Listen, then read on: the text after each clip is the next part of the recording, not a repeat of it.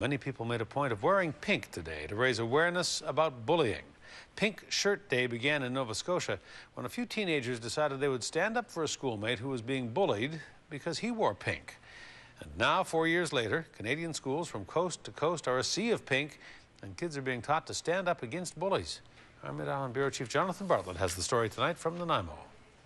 In any city, in any school, and in any classroom, you'll no doubt find kids who know all about bullying. It's often through emails. They tell other people to do certain things to me and to treat me a certain way. Because I had really long hair, that I was ugly and stuff like that. Some people talk behind my back a lot, and sometimes I figure it out and I get really upset.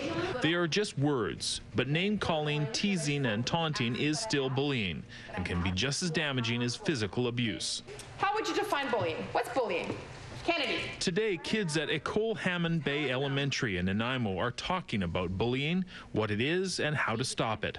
It's Pink Shirt Day, started 4 years ago in Nova Scotia when a grade 9 student was teased for wearing a pink polo shirt on his first day of school. Hundreds of older kids wore pink the next day to stand up to bullies. The idea has spread like a sea of pink across the country. Because it's got to stop, right? It's going on everywhere. It's even going on here at our school. The children are, normal children, and they're growing up and they're learning to deal with each other and deal with each other's differences.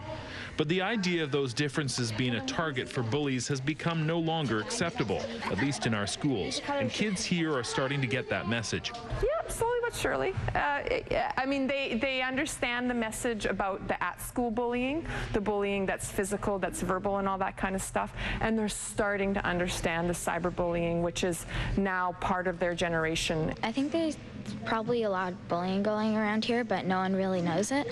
If we have bullied someone, we should actually stop it so we don't make other people feel how we felt.